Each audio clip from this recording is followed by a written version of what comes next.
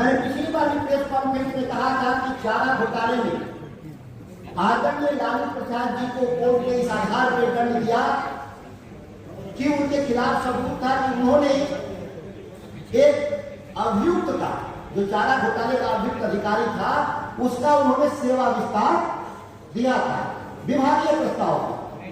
जब तानी प्रसाद जैसा भ्रष्ट आदमी जब इतना भी 11 करोड़ जिसके घर में मिला, उसका सेवा विस्तार किसने दिया?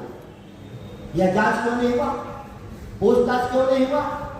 उस सेवा विस्तार की फाइल पर कौन कौन अधिकारी मंत्री ने दस्तखत किया, क्यों नहीं हुआ? मैं आपको जानकारी दे दूं, जब सेवा विस्तार का प्रस्ताव तानी प्रसाद का विभाग में चर्चा हुआ तो विभाग का ज्वाइंट सेक्रेटरी स्थापना ने कहा कि हम तानी प्रसाद के फाइल को हम आगे नहीं बढ़ाएंगे, हम उनके खिलाफ अपने फाइल में नोटिंग करेंगे।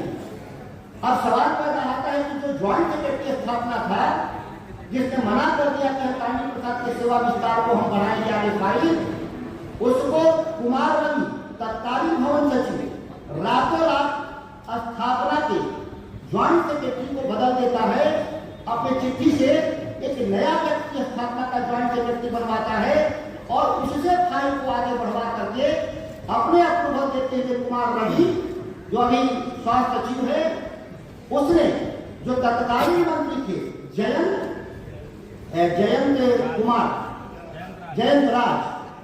राज मंत्री से अप्रूवल करा करके उसको सेवा विस्तार देता है।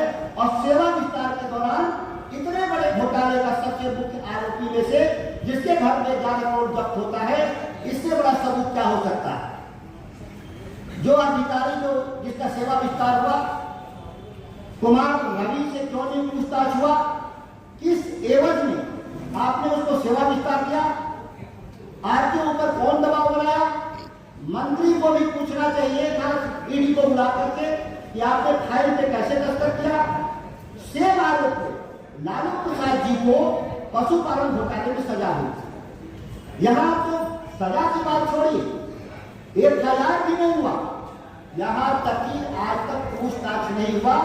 इससे बड़ा कोई षड्यंत्र इस पूरे मामले में नहीं हो सकता है। एक चिट्ठी है, इसको आप देखिए, सेवा विस्तार बहुत महत्वपूर्ण है। किसने सेवा विस्तार उनको दिया कौन? कुमार रवि ने।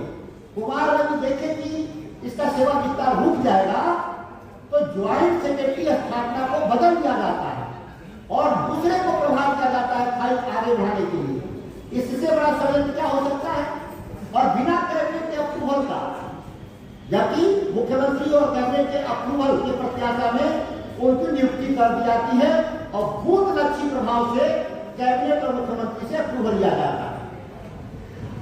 जब इस कांड के सबसे प्रमुख अभियुक्त तानी प्रसाद, उसके सेवा विस्तार देने वाले अधिकारी कुमार रवि और उसके मंत्री जयंत राज को आज तक ईडी ने कोई सम्मन नहीं जारी किया, कोई पूछताछ नहीं जारी किया,